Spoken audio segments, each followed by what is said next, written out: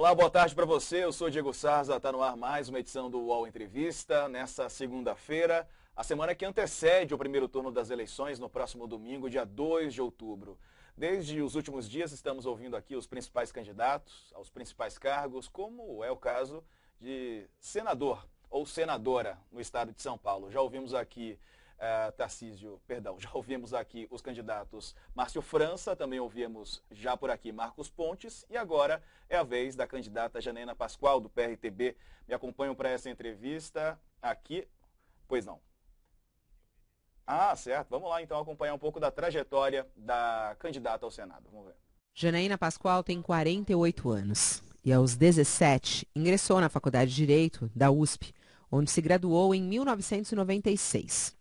É doutora e professora licenciada pela mesma universidade, o Largo de São Francisco. Ao lado do jurista Miguel Reale Júnior, Janaína foi uma das principais figuras jurídicas na peça que sustentou o impeachment da ex-presidente Dilma Rousseff. Em 2018, foi cogitada como vice na chapa do então candidato Jair Bolsonaro, mas recusou. Disputou uma vaga na Assembleia Legislativa de São Paulo pelo PSL, antiga sigla do presidente, e foi eleita com mais de 2 milhões de votos. Se tornou a parlamentar mais votada da história do Brasil. Hoje é candidata ao Senado por São Paulo pelo PRTB e aparece em terceiro lugar na pesquisa de intenção de voto. Janaína Pascoal participa hoje aqui do UOL Entrevista. Agora sim, quase me antecipei. Vou apresentar meus colegas aqui, Thales Faria, Marilis Pereira Jorge, que vão fazer entrevista comigo. E a convidada, então, é a candidata ao Senado, Janaína Pascoal. Tudo bom, candidata? Seja bem-vinda, uma ótima tarde. Tudo bem, muito obrigada pelo convite, pelo espaço. Cumprimento todos da bancada, os que nos acompanham. Precioso espaço na medida que eu não tenho nem um segundo de TV. Pois é, candidata. E aí, eu te pergunto, como é que a senhora vê esse momento, né? A senhora aparece em terceiro lugar nas pesquisas, faltando uma semana para a eleição. Menos, né? Dá tempo de reverter isso? Olha, se nós pegarmos as últimas eleições ao Senado, sim. Né? Major Olímpio estava em quarto lugar, num período parecido com este. Aloysio Nunes, idem. Então, o Senado não é uma eleição assim muito perceptível, né, para as pesquisas, não é muito sensível. Acho que tem chance, sim, sobretudo se a população perceber que para o cargo, a única candidata que efetivamente deseja ser senadora e tem o perfil, né, para exercer esse cargo sou eu. Os demais concorrentes já deixaram muito sinalizado que tem interesse em ser ministros, secretários de Estado. Então é interessante como a eleição ao Senado ela fica em último plano e parece normal na política que a pessoa concorra para depois migrar para um cargo no executivo e ter assim uma condição, vamos dizer, de um ministro turbinado. Eu cheguei a ouvir isso de algumas figuras da política, que quando o ministro é senador, né, ou ele é deputado, ele é um ministro turbinado, ele tem mais respeito no meio. E eu acho muito triste que o Senado seja usado como escada, como trampolim.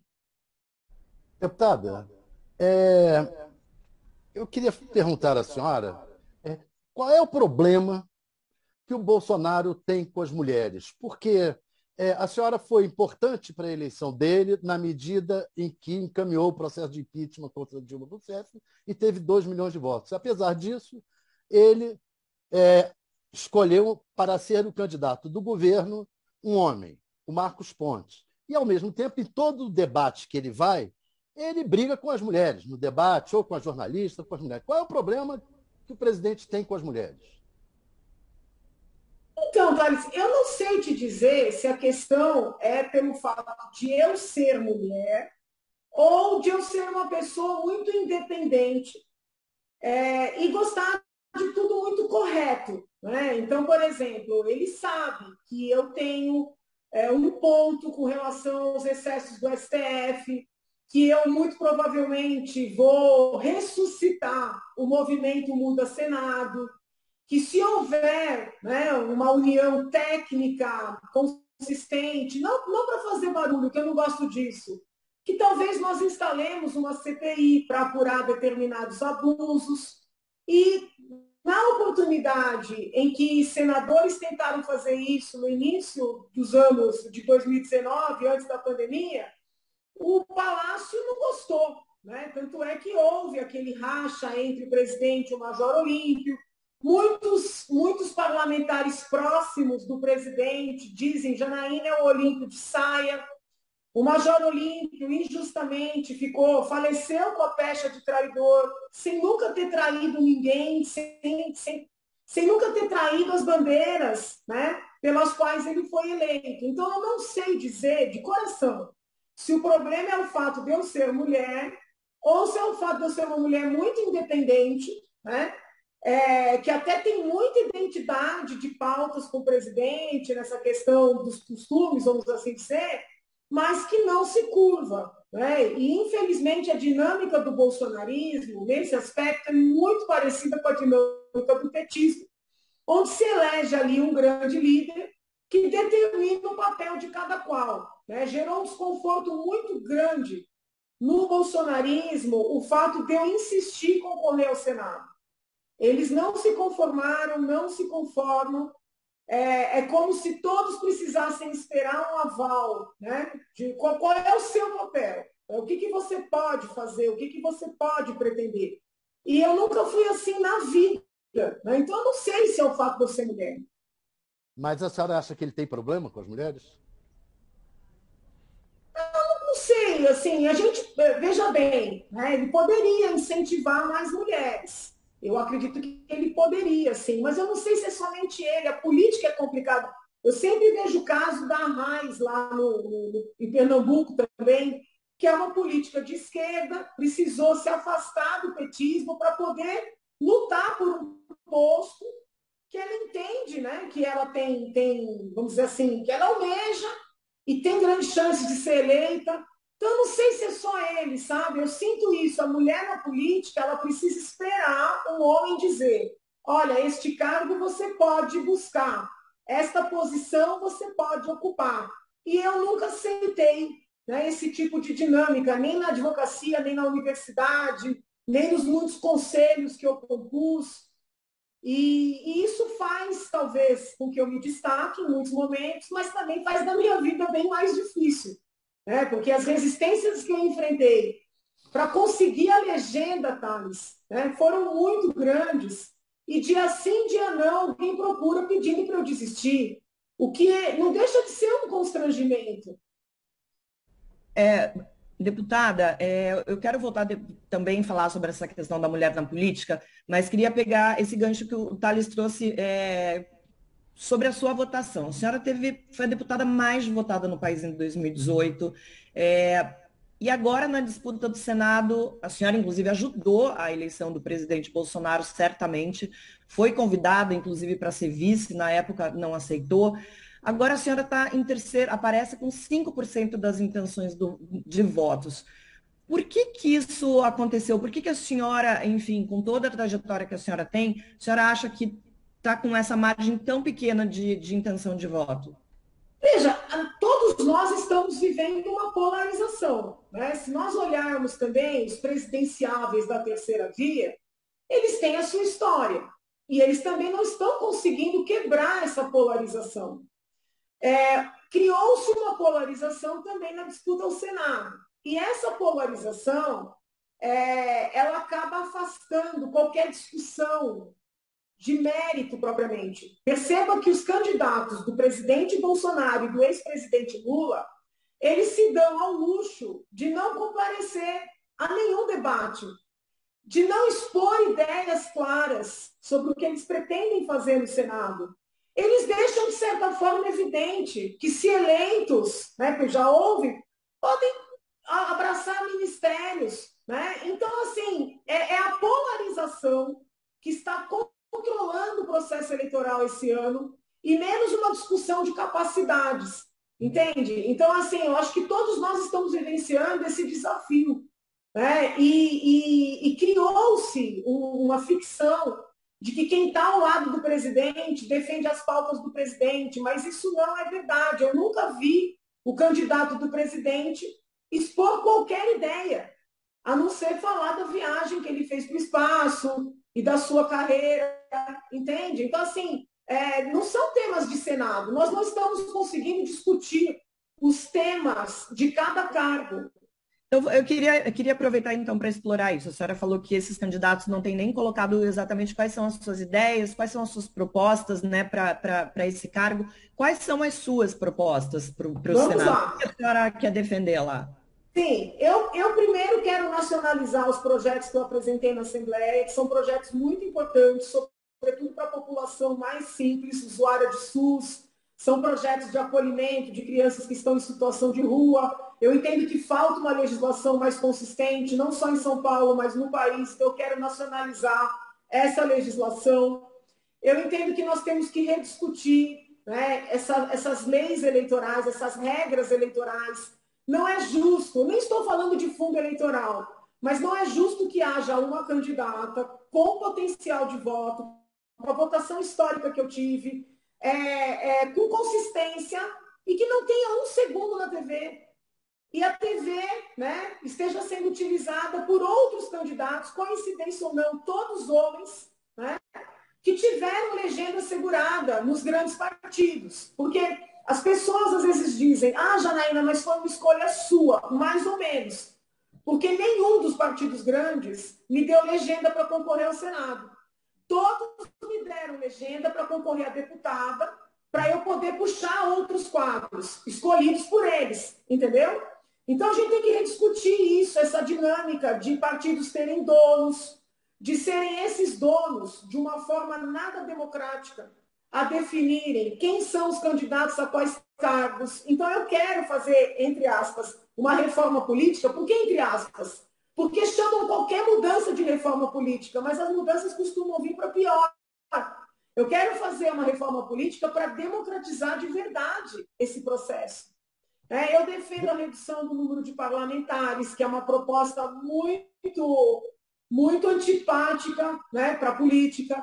Nós temos hoje um gigantismo ali na Câmara, ninguém sabe quem é deputado, ninguém sabe quem propôs o quê. O diálogo, o debate aprofundado fica absolutamente inviabilizado. Eu quero brigar pela candidatura avulsa. Eu entendo que o Senado está de joelhos diante do Supremo Tribunal Federal. Né? Para a gente ficar numa pauta que não é nem de esquerda nem de direita, veja o que aconteceu com o piso da enfermagem. Né? Houve uma discussão profunda no Congresso, uma aprovação, sanção presidencial, e o ministro derruba numa canetada. Os parlamentares deixam de discutir no Congresso, levam as questões para o Supremo e os ministros decidem, como se estivessem diante de criancinhas de 5 anos. Então, eu quero discutir esses grandes temas no Senado. Eu tenho propostas bastante claras. Agora, eu reconheço, estou enfrentando uma dificuldade muito grande. Não posso te afirmar que se eu tivesse o que os outros têm, por exemplo, ontem no debate, tem candidato que estava usando 5 milhões para fazer sua campanha, tem candidato com 6 milhões.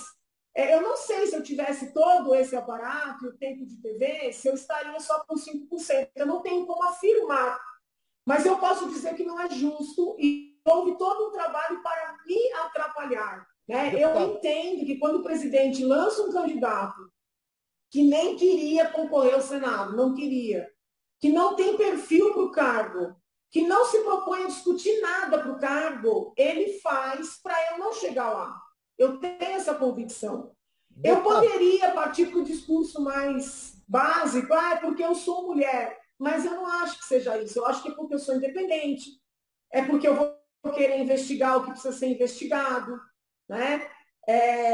Então é mais por força do meu perfil do que por outra coisa. Deputada, no campo das ideias, a senhora foi recebida na Escola de Sociologia Política, semana passada, com faixas acusando-a de ser fascista. Foi escolhida agora, venceu agora na Itália, um partido, uma política que é a Giorgia Meloni, que tem simpatias pelo fascismo. A senhora acha que isso vai ter alguma influência no bolsonarismo ou na eleição de conservadores ou pessoas acusadas de serem fascistas, como a senhora foi acusada aqui no Brasil? Essa acusação é injusta, né? Qualquer um que leia as minhas teses, os meus trabalhos acadêmicos, vai perceber que eu sou uma pessoa defensora da democracia. Muito da minha luta contra a esquerda, né? E foi justamente em função do autoritarismo de esquerda, de imposição de pensamentos, e muito da minha não aceitação no bolsonarismo é porque eu também questiono essa imposição de pensamento. Acho que o livro básico para esse debate é o Origens do Totalitarismo, da Hannah Arendt, que eu trabalhava com os meus alunos, mostrando que o nazismo e o comunismo, né, tem muito em comum. Então, assim, essa acusação de fascismo, ela é uma acusação injusta, e acaba sendo, assim, meio que retórica, né? Não vejo nenhum fundamento para isso. Com relação à eleita na Itália, eu ouvi alguns discursos, algumas manifestações. Estas manifestações, estes discursos não me pareceram fascistas, mas eu preciso de um tempo maior para entender quais serão as medidas que ela vai adotar, as propostas efetivas que ela vai trazer, para poder falar a respeito. Né? Para poder falar a respeito. Com relação ao bolsonarismo, pode ser, né, que tudo que eu tenho alertado esteja errado, mas eu sinto que a dificuldade que o presidente está enfrentando para uma reeleição, né, que é o que ele busca, tem a ver com essa política de discutir, de discursar para o gueto, né?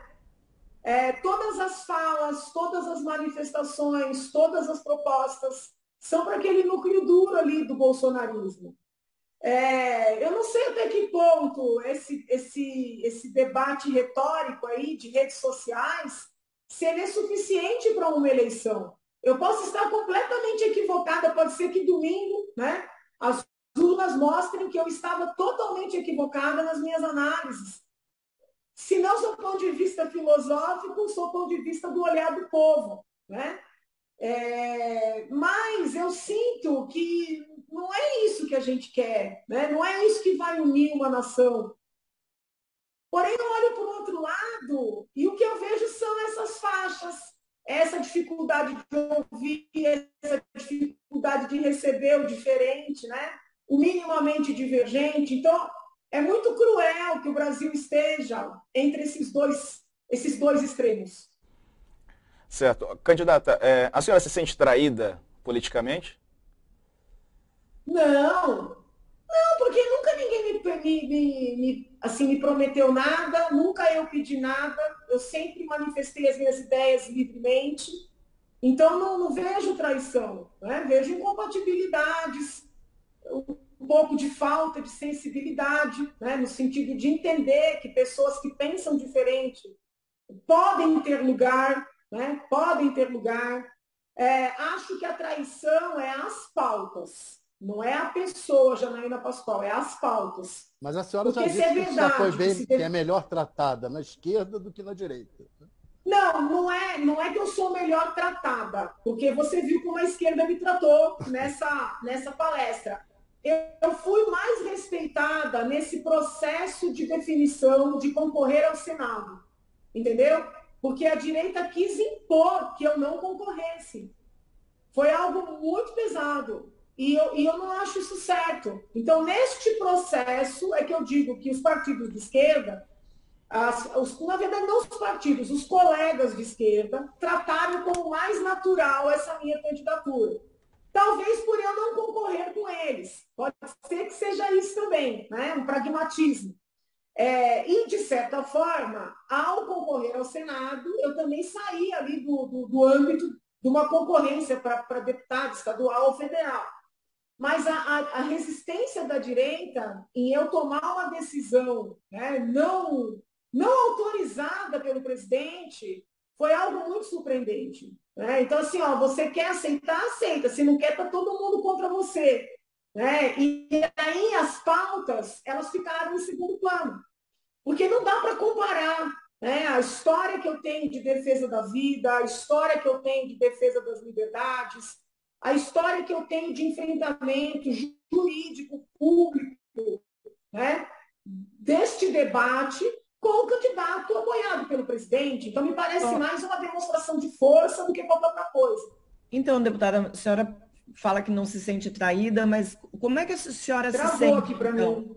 A senhora Vocês estão me tá ouvindo? A gente está te ouvindo, mas a imagem travou realmente. Eu estou ouvindo bem, estou vendo bem. Eu vou tentar fazer Isso. Acho que a gente pode tentar seguir, porque o áudio tá dando para ouvir. Pois não, Exato. Marilis? Deputada, a senhora fala, enfim, que não se sente traída, mas como a senhora se sente, então, de não ter sido, enfim, a escolha do presidente? A senhora deu até uma declaração recente, no começo de junho, desculpa, dizendo que a senhora não aceitou ser candidata a vice em 2018, mas que se recebesse um convite, acho que ela caiu, não? Agora caiu, isso. Até desfez aqui nossa configuração de tela, enquanto a gente refaz. Estamos entrevistando aqui Janaína Pascoal, candidata ao Senado pelo PRTB, assim como fizemos durante os últimos dias, não é?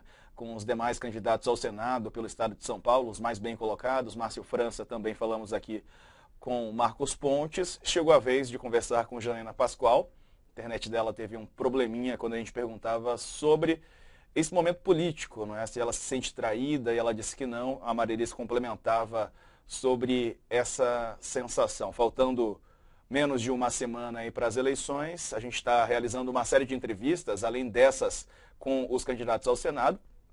Também estamos entrevistando nessa semana os candidatos à vice-presidência da República. Começamos hoje a nossa série de entrevistas e assim será com os principais candidatos a vice nos próximos dias. E, é claro, no próximo domingo, cobertura especial, nosso time aqui mobilizado para a cobertura do primeiro turno das eleições. Vamos acompanhar o final, né, o encerramento das urnas eletrônicas, fechamento dos locais de votação e depois, a partir das urnas fechadas, o início da apuração em todo o Brasil com análise, tudo para você no próximo domingo. Refizemos a conexão com a candidata Janaína Pascoal. Agora sim, Marilis, pode retomar sua palavra, por favor.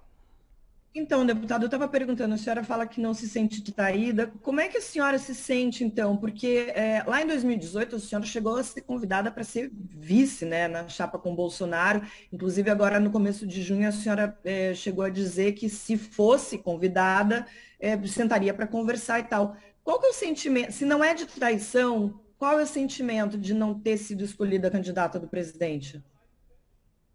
É que, assim, as pessoas não conseguem compreender que em 2018 eu votei, fiz campanha, apoiei o presidente, não por ser, por me identificar com o pensamento ou com o estilo dele, mas porque ele, entre as opções, defendia, ou pelo menos dizia defender as pautas que eu defendo, tá? Então, eu entendia que era melhor apoiá-lo, mas não havia uma identidade, tanto é que não deu certo a parceria, né, da gente fazer uma chapa. E ao longo de todo o mandato do presidente, eu deixei muito claras as minhas divergências. Aliás, já tinha deixado antes até da própria eleição, na convenção do PSL, né? Então, assim, não havia uma expectativa de que o presidente me apoiasse como senadora aqui, como candidata. O que eu não esperava é que ele atuasse para me atrapalhar. E isso eu entendo que ocorreu. Uma atuação deliberada para me atrapalhar. Porque a explicação que eles me deram quando era o Datena era de que estavam apoiando o Datena, porque o Datena, afinal de contas, tinha 33% das intenções de votos num universo que eles não conseguiam atingir. Quando eu falo eles, é o presidente e o Tarcísio. Só que quando o Datena desiste, eles tentaram outros 4 candidatos, né? Então ficou muito claro para mim que era uma questão de ser outra pessoa, de maneira nenhuma Janaína, entendeu? Como eu defendo as pautas que ele diz defender, né? A vida, a liberdade, são vários temas que têm ali uma proximidade. Eu fico intrigada, porque o candidato que o presidente está apoiando simplesmente não fala sobre essas pautas. É como se elas não existissem. Ele só fala sobre aquele universo dele. Então, eu sinto como uma traição as pautas, não a minha pessoa, entendeu? Pois é, a senhora não acha que é um erro seu? Porque agora, por exemplo, o Miguel Reale está optando pela candidatura, pelo apoio ao Lula, afirmando que não quer o Bolsonaro, porque o Bolsonaro, para evitar ataques à democracia, à dignidade da pessoa humana e ao meio ambiente, que com certeza sucederão com maior intensidade em um novo mandato do Bolsonaro. É, isso para a senhora não fica claro que o Bolsonaro não defende essas pautas de dignidade da pessoa humana, do meio ambiente e da democracia? Mas o Lula também não defende a democracia, gente. O Lula até hoje fala que Cuba, que Venezuela, que é democracia. Não dá. Mas Entendeu? defende Assim, o meio desculpa, ambiente mas mais assim, do que o Bolsonaro. E até a olha, dignidade. Defende o meio ambiente mais do que o Bolsonaro. E até a dignidade da pessoa humana, ele é contra a tortura. O Bolsonaro já falou a favor de tortura. não, é que eu não consigo ver como vocês veem esse democrata no Lula. E ele vem com um pacote, com um kit, entendeu? De uma esquerda que quer legalizar aborto, que quer legalizar drogas. São pautas que eu não concordo, sabe? Eu não concordo, né? Além de ter ido lá na faculdade de Sociologia, eu fui ao debate no Largo de São Francisco, que é a faculdade onde eu leciono. E assim, os candidatos que participaram, todos defenderam legalização de aborto. Ali a briga era para saber quem era mais de esquerda, né? Eu respeito, eu convivo bem com a divergência, mas eu não olho para esse ambiente, para esse universo e vejo democracia. Não vejo. Então, assim, essa escolha que o professor Miguel fez, né, ela me parece irreal. Eu não acho que fechar com Lula seja fechar com a democracia. Né? Não sabendo tudo que eu sei, acompanhando tudo que eu acompanhei, os desmandos todos, mas principalmente a questão ideológica. Eles até hoje pregam que as ditaduras de esquerda aqui da América Latina, né, que são democracias. Então, assim, não dá. Agora, candidata, para esse ano, Lula vem com Alckmin, né? Ele tem feito uma sinalização mais à esquerda e tem dito que não será um governo Lula, né? Será um governo Lula-Alckmin. Mesmo assim, diante dessa apresentação, a senhora acredita que Jair Bolsonaro e Lula são parecidos em determinados aspectos, são diferentes? Qual que é a avaliação que a senhora faz? Veja, no governo, vou te dar aqui um argumento, né? No governo Bolsonaro, eu tenho certeza que a Secretaria da Mulher, que a Secretaria da Criança, que a Secretaria de Drogas, ainda que se chamem de outros nomes, esses órgãos, essas entidades, esses espaços de poder, não serão ocupados por pessoas que pensam o contrário do que eu penso. Hoje, inclusive, tem quadros acadêmicos, né, na liderança da política para a saúde da mulher, para a saúde da gestante, na política de drogas, na política da saúde mental, que são quadros que escreveram teses e defendem políticas com as quais eu concordo. Como é que eu voto no candidato que vai colocar nesses espaços de decisão pessoas que escreveram o contrário do que eu escrevi? Então, assim, não tem a menor chance de eu votar no Lula. Nem no primeiro, nem no segundo turno. Não tem chance. Bolsonaro. Não, deputado, eu entendo. Desculpa, fala, Diego. Não, eu ia perguntar se ela vai votar em Bolsonaro. Desculpe, eu que peço perdão. No primeiro turno, eu estou avaliando, né? No segundo turno, eu não tenho como votar no Lula. É o contrário de tudo que eu acredito. Ele vai colocar essas pessoas nesses cargos de poder. Todos nós teremos que escolher o caminho menos ruim, vamos dizer assim, né? Vocês têm um olhar que é o contrário do meu. Eu respeito. Deputada, voltando então o olhar para essas políticas públicas do Bolsonaro, que, enfim, que a senhora aponta como políticas que a senhora apoia, que políticas a senhora destaca que deram certo? Porque o que a gente vê, por exemplo, é que o governo agora cortou 90% da verba para os programas que combatem violência contra a mulher. A gente vê, por exemplo, o programa para combater um problema gravíssimo que a gente tem no Brasil, que é a gravidez na adolescência, era um programa baseado numa questão religiosa e que não traz nenhum tipo de resultado. Campanha contra o uso de drogas na adolescência é um programa antigo, baseado numa coisa que foi feita nos Estados Unidos na década de 70 e 80, que já se mostrou que não funciona. A Secretaria da Mulher e dos Direitos Humanos, quando estava a ministra Damares à frente, promoveu aí uma coisa horrorosa, que foi uma caça às bruxas no caso daquele aborto da menina lá no Espírito Santo. Revelaram o nome dessa menina, sabe? Mandaram pessoas da secretaria para tentar interferir nesse aborto. Queria entender quais são as políticas que a senhora considera positivas, porque os exemplos que a gente tem não são de políticas que trouxeram algum tipo de benefício para a sociedade. Veja, é que eu não consigo achar que as políticas do governo Lula, do governo Dilma... Não, mas eu não tô fazendo uma comparação com os governos anteriores. Na medida em que o Supremo anulou as condenações do presidente, liberou o presidente Lula para concorrer com o Bolsonaro, por ser o único que tem alguma possibilidade de derrotá-lo, nós estamos diante de dois caminhos. Então, não é dizer que eu concordo com tudo. Aliás, o bolsonarismo me rejeita, por quê? Porque eu estou sempre fazendo críticas construtivas, mas eu faço as críticas e eles me rejeitam. Agora, eu não tenho como apoiar, né, políticas que se baseiam, por exemplo, em estimular iniciação sexual precoce em adolescentes, ou achar que isso é assim mesmo. Mas isso jamais aconteceu.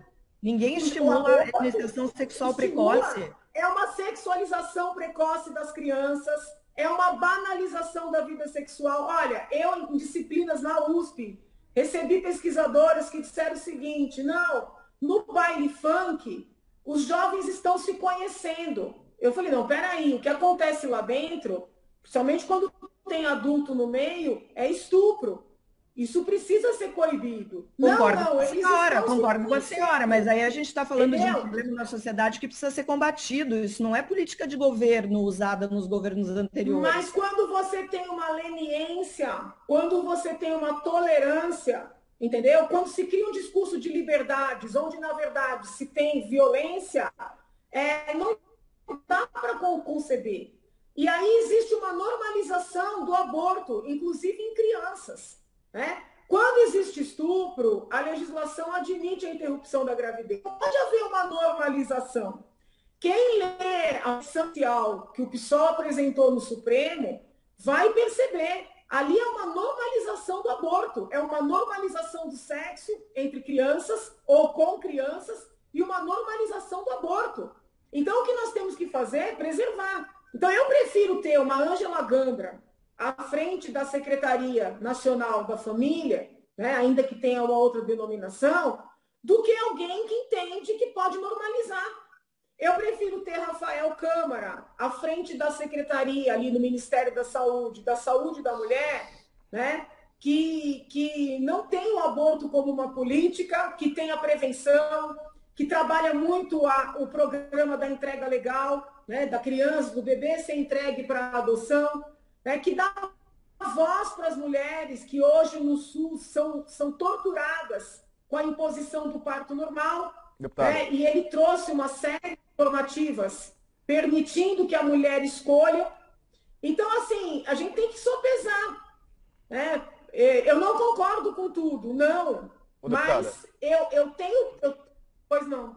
Não, eu ia perguntar se a senhora não acredita que esse discurso, até é importante a gente debater, divergir eventualmente, mas se não é muito descolado da realidade, né, no momento em que tantos brasileiros passam fome, que a gente está vivendo uma crise, né, econômica mundial, aí depois de pandemia, depois de guerra, e que a gente está deixando de pensar nas prioridades para pensar também, assuntos são importantes, mas que para quem está passando fome, me parece que são assuntos secundários. A senhora não acha que a gente perde muito tempo nessas discussões que acabam não evoluindo? Quer dizer, a gente continua do jeito que está nessas questões e deixa de focar a nossa atenção em problemas mais concretos, mais reais, mais imediatos?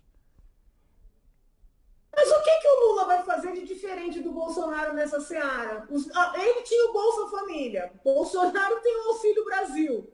Eu não consigo achar que na questão econômica, na questão da fome, vai ter uma grande diferença. O que vai mudar vão ser mudados esses pilares, entendeu? Eu gostaria de ter uma alternativa, mas nós hoje não temos. Nós temos esses dois caminhos. Então, assim, eu não tenho a menor hipótese de eu votar A senhora no Lula. defende a política Se armamentista? ele ganhar... Oi? A senhora defende a política armamentista do governo Bolsonaro? Está morrendo gente aí, teve um caso na Bahia hoje. As pessoas estão armadas e até a eleição está altamente, com alto risco de violência. O que eu não gosto. Não é todo mundo armado, como está tendo. Eu não gosto dessa moda, né, de ficar fazendo foto de arminha, posando com arma em redes sociais. Eu não gosto desse comportamento. A facilitação da compra e porte Quando de arma. houve o referendo de desarmamento... Está me ouvindo, não? Sim. Sim. Quando teve o referendo do desarmamento lá atrás, eu votei não. Eu votei não, muito antes de eu saber que Bolsonaro existia. E eu fui a única professora da USP que levei para um debate os argumentos pelo voto não. Então, eu tenho essa posição desde sempre, né? De que as pessoas têm direito a se defender, de que essa política de desarmamento absoluta, ela só favorece o crime. Né? Eu defendo isso desde sempre. Isso que o modismo bolsonarista aí acha que descobriu o mundo, eu já defendo desde lá atrás. Agora, eu não gosto da ostentação, né? Essa coisa de tirar foto, de fazer pose, isso aí eu não gosto. Deputada, queria falar sobre essa questão, enfim, da democracia, esses ataques do Bolsonaro ao STF. A senhora chegou até a dar uma declaração dizendo que achava que essa briga do Bolsonaro com o STF é um teatro, e que ele faz isso a fim de deixar a militância sempre atiçada. Mas não é um custo muito alto para a nossa democracia que essa militância fique sempre atiçada? A gente viu, por exemplo, hoje o caso que aconteceu no Ceará, de uma pessoa que entrou num bar, perguntou quem era eleitor do Lula, alguém se manifestou, essa pessoa foi morta. A gente sabe que enfim, essa questão do nós contra eles não é uma invenção do Bolsonaro, isso já começou nos governos petistas, mas a escalada da violência é sim um problema desde que Bolsonaro foi eleito. Como é que a senhora vê esse comportamento do presidente, inclusive atacando as instituições? Então vamos por partes. Eu entendo que quem ganhar essa eleição, né, seja o Lula, seja o Bolsonaro, precisa ter a compreensão que vai ter que abrandar o discurso, seja um, seja outro. Aliás, eu sempre defendi isso. Óbvio que esses casos me preocupam muito, né, como cidadã, como professora de direito. Nunca deixei de me manifestar nesse sentido, tá? Não acho inteligente atacar o Supremo, ofender os ministros, não é justo, não é inteligente, não é produtivo, não é nada disso. Agora, nós não podemos confundir críticas com ataques. Porque existe uma dinâmica na atualidade de blindar determinados agentes. Então, qualquer divergência de uma decisão de um ministro, muitas vezes vamos dizer assim, tratada como ataque. Né? Eu tenho uma série de críticas às últimas decisões do Supremo como colegiado e dos ministros isoladamente. Mas uma série. Críticas firmes. Mas eu nunca utilizei um adjetivo, né? Nunca desrespeitei e nunca defendi, por exemplo, fechar o Supremo ou o Congresso por causa dessas críticas. Mas nós temos que ter o direito de dizer que inquéritos como esse da fake news, dos atos antidemocráticos, que esses inquéritos não têm respaldo no direito, que buscas e apreensões contra pessoas que não têm prerrogativa de foro, por ordem de um ministro do Supremo, não tem fundamento no direito. que condenar uma pessoa por um vídeo idiota, desculpa falar, mas um vídeo absurdo, a 9 anos de reclusão, não tem fundamento no direito, que um juiz que se considera vítima acusar e condenar alguém é algo inimaginável no direito. Então, o Supremo, né, não pode errar reiteradamente e permitir que ministros isoladamente errem reiteradamente e querer que as pessoas não critiquem. Então, a gente tem que separar. Né? O tom do presidente é inadequado? Sim, nunca deixei de dizer isso. Mas tem que separar o que é ataque e o que é crítica. Agora, candidata, aproveitando que a senhora citou aí essa questão, o Ministério Público Federal, agora recentemente, há 4 dias, arquivou o inquérito que apurava as pedaladas fiscais, né, em relação a Dilma Rousseff. Ela sofreu impeachment, né, que foi inclusive processo escrito pela senhora. Como é que a senhora vê esse momento? A ex-presidente Dilma foi injustiçada naquele momento politicamente, ou a senhora acredita que acertou, o Ministério Público errou por arquivar esse caso?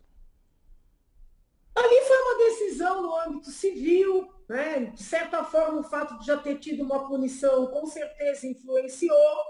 Agora, tem que lembrar que a minha denúncia era uma denúncia que não se pautava apenas nas pedaladas. Eu expliquei muito bem por escrito e oralmente que as pedaladas foram o expediente utilizado para encobrir os desvios, o uso dos dinheiros dos bancos públicos para destinar a empresários escolhidos a dedo, né? E depois para fazer obras em ditaduras amigas no exterior. Então, as pedaladas foram um expediente para esconder na contabilidade esses desvios. Isso tudo estava muito bem escrito na minha peça acusatória. Falei de Petrolão, falei de Passadina, tudo isso aí estava lá. Ou então o presidente da Câmara, porque sabia que seria alcançado pelo Petrolão, recortou a denúncia, escolhendo um trecho, vamos dizer assim, que, ao entender dele, não o alcançaria. Então, o que foi narrado ali foi grave, né? Não foi uma coisinha à toa. Né? Do governo petista, algo que veio num crescente. Quem teve contato com aquela investigação do Ministério Público de Contas, né? Como eu tive, não tem como votar no PT. É impossível. Deputada, eu queria saber se acabou, a senhora chegou a anunciar que gostaria de fazer seus irmãos seus suplentes. Eu não sei se acabou formalizando-os como seus suplentes. Sim, se a senhora acha certo essa mistura, irmãos, advogados, se a senhora acha certo essa mistura de família com política, acaba que eles, se a senhora assumir algum cargo, eles herdam seus cargos. Se a senhora primeiro assim, é uma mistura meio assumo... antiética, Não, é proteção. Vamos lá. Primeiro tem que explicar. Suplente não recebe um centavo, tá? Não recebe um centavo.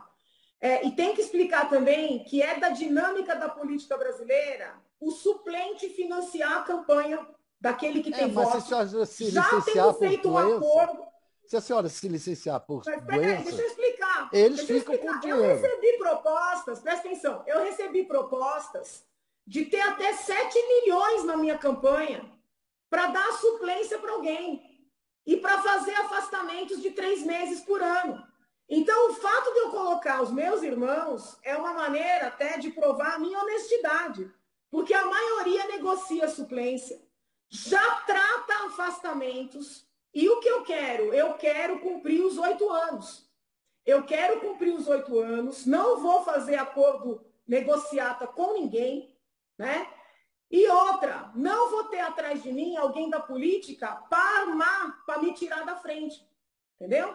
Você coloca alguém da política que ouve propostas para serem meus suplentes, pessoas da política, pessoas que são muito mais palatáveis do que uma Janaína Pascoal, que não aceita emenda, que não aceita cargo.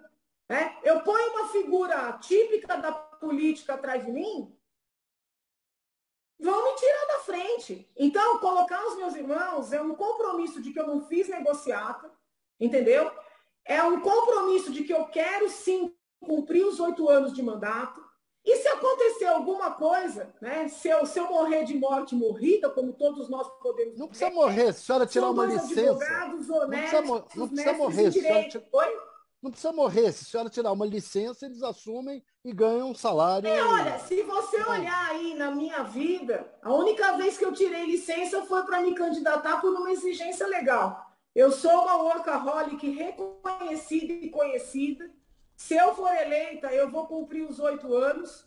E para eu poder cumprir os 8 anos, eu tenho que ter atrás de mim alguém que não queira me tirar da frente. E alguém que também não seja interessante para o mundo da política. Eu recusei ofertas mil. Ofertas mil. Se eu tivesse aceitado as ofertas que me fizeram, eu estaria com tempo de televisão, provavelmente com a eleição garantida. A senhora não vai aceitar, por exemplo, se algum presidente lhe oferecer o Ministério da Mulher, Não. Ministério de Políticas que a senhora defende. Não quero, não assumirei ministério. Se eu for eleita senadora, não assumirei ministério, não assumirei secretaria. E digo mais, se convidada a ser ministra do Supremo, recusarei no curso dos 8 anos. Deputada, bom, mas o retrato das pesquisas hoje mostram que a senhora não seria eleita se a eleição fosse hoje, por exemplo. A senhora pretende... Se as pesquisas estiverem certas.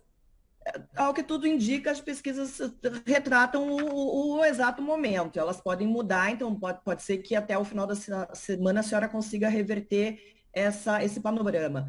A senhora, não sendo eleita, a senhora continua na vida política? O que a senhora vai fazer? Veja, eu sou uma advogada e sou uma professora de direito, né?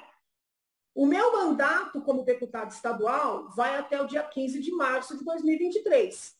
Eu, quando me candidatei em 2018, assumi o compromisso de cumprir o meu mandato e assim, se Deus permitir, cumprirei. Finalizado o meu mandato, automaticamente cessa a minha licença não remunerada na USP e eu retorno para minha cadeira. Eu sou professora da USP, né? Muito provavelmente, né, retomarei a advocacia também. Então, eu sempre tive profissão, não sou uma política profissional. Sim, mas a senhora pretende, enfim, concorrer a outros cargos, enfim, no futuro? Não descarto, vou avaliar. Não descarto, não.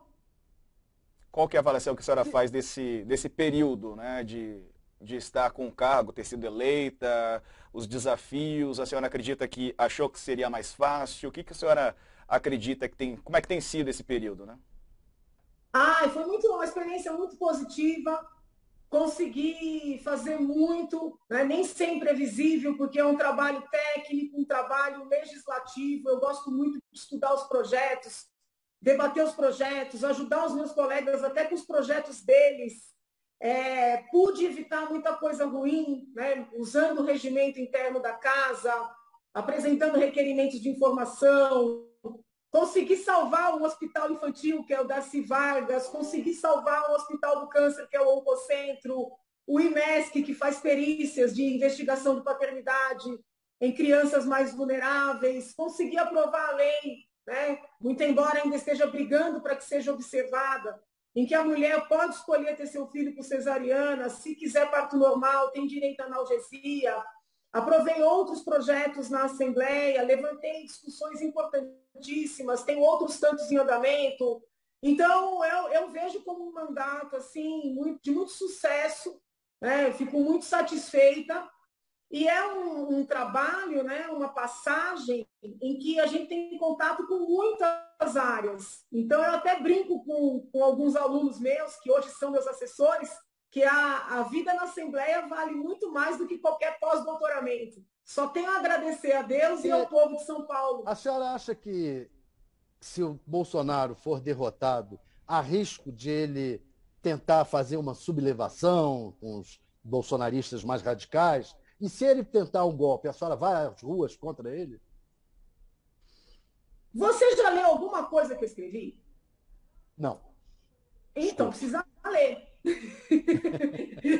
Eu sou uma democrática de carteirinha. Tudo que eu escrevi é a favor do Estado Democrático de Direito, Agora Então, vai às ruas contra ele, Celina. eu jamais compactuaria, né, com. Não é nem as ruas, eu posso até tomar medidas jurídicas, né, porque eu sou mais do direito do que da Mas é uma forma de ir às manifestação. ruas. Quando do impeachment do Collor, eu era menina, aí eu fui cara pintada, né? Eu fui para as ruas. Já na época de Dilma, eu não comparo o autorismo nem esquerda, nem o presidente que for eleito será empossado, né? Fiquemos felizes ou não com o resultado, nós temos que preservar, né, essas conquistas. Então, quanto a isso, eu acho que não vai acontecer nada disso. Não tem respaldo para isso. Nenhuma tentativa? Não tem respaldo, porque assim, mesmo no universo dos eleitores do presidente, é uma minoria da minoria que fala essas coisas na hora da raiva. Mas a senhora concorda que ele dá uma cartaz. sinalização nessa direção, né? A senhora concorda que ele dá uma sinalização nessa... Ele às vezes ele fala essas frases aí que acaba só se prejudicando. Eu nem sei por que ele faz isso aí. Eu não vejo clima, tá, no país para nada desse tipo. Agora, se infelizmente algo parecido acontecer, eu jamais apoiaria, jamais corroboraria. Deputada, eu acompanho a senhora nas redes sociais, acompanho já li, enfim, muitas entrevistas que a senhora deu, a senhora sempre se posiciona dentro desse campo democrático. Todos os especialistas têm de fato dito que é muito difícil, por exemplo, que as Forças Armadas embarcassem numa tentativa de golpe apoiando o presidente Jair Bolsonaro. Mas em relação a isso que os meus colegas trouxeram, o Thales e o Diego, essa é, de fato, uma preocupação que as pessoas têm, que o Bolsonaro acabe inflamando uma insurgência, uma revolta popular, justamente por conta desse discurso dele contra a lisura no processo eleitoral, o funcionamento das urnas. Como é que a senhora se posiciona em relação a isso? Porque ele recua às vezes, dá um passo atrás, fala que vai reconhecer, vai passar a faixa, no caso, se ele perder a eleição, mas na semana seguinte ele coloca de novo dúvidas em relação a isso, dizendo que se ele não tiver pelo menos 60% dos votos é porque alguma coisa deu errado. É difícil a gente acreditar, então é difícil a gente acreditar que não haja, que as pessoas não façam uma leitura muito perigosa dessas palavras do presidente. Não, veja, eu não acho adequado, tá? Inclusive, as minhas divergências têm muito a ver com as falas do presidente. Não acho adequado, acho que não ajuda o próprio governo dele. Mas ele tem essa retórica. É nesse tipo de situação que eu digo que ele gosta de deixar a militância sempre atiçada, entendeu? Mas essa militância é muito minoritária, né? Os eleitores dele não vão compactuar assim num número significativo. E ele sempre fala, né, que tem medo que estejam armando para prendê-lo, que estejam... Se ele tiver um comportamento desse, aí sim ele vai dar causa, né? Algo que ele diz, ele mostra muita preocupação. A senhora acha que há risco dele ser preso, se perder? Oi? A senhora acha que há risco dele ser preso, se perder? Não, se ele adotar esse tipo de comportamento, sim. Não, tá? pelo Porque, que ele tem feito, pelo conjunto da obra, por atos que ele já tomou. Não vejo nada que ele tenha corrupção, feito. Não vejo nada que ele tenha feito com o que está público que pudesse justificar uma prisão dele, eventualmente não sendo reeleito. Tá? Não vejo nada. Agora, se eventualmente ele perde e assume um comportamento, né, de rebelião, de resistência, de entregar o cargo, aí a situação pode se complicar. Né? Então, aqui agora é a advogada aconselhando, entendeu? Aí a situação pode se complicar.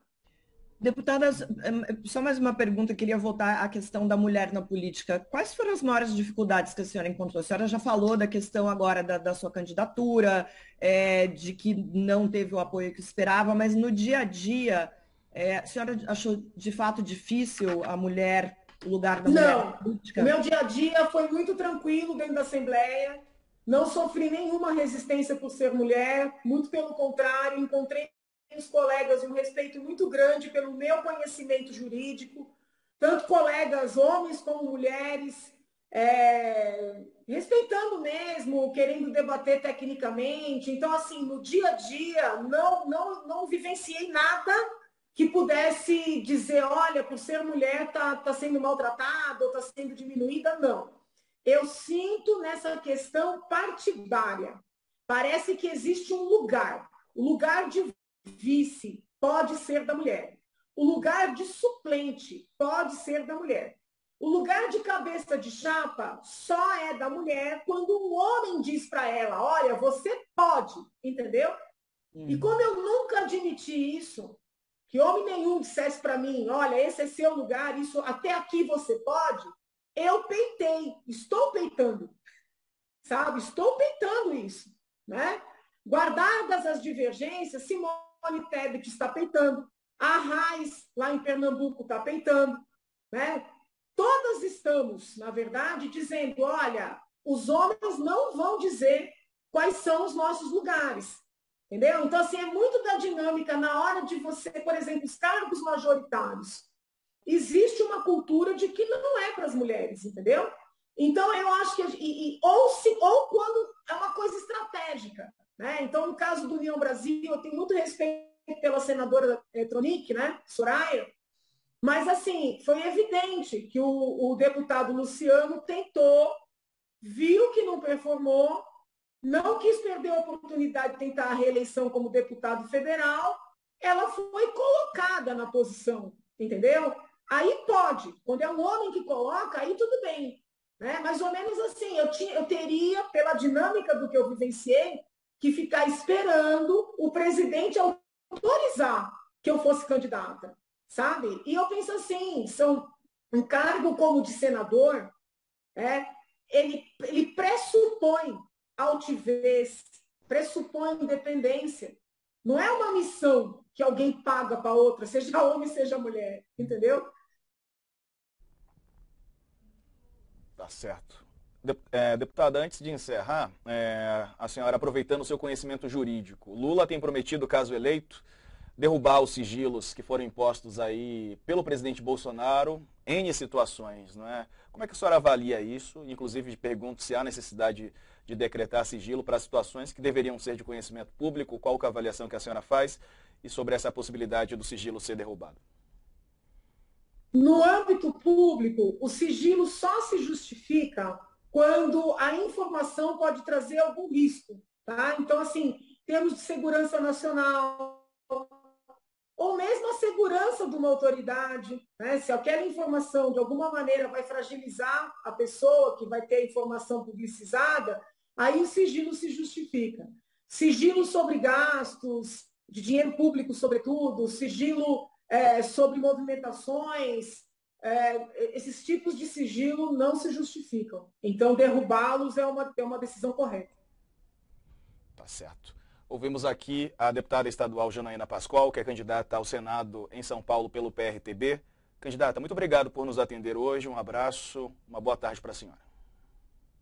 Para vocês também, muito obrigada. Fiquem com Deus. Obrigado também, Thales, Marilis, muito obrigado aos colegas. Uma ótima tarde. Obrigado a você que nos acompanhou até aqui. Lembrando que daqui a pouco, às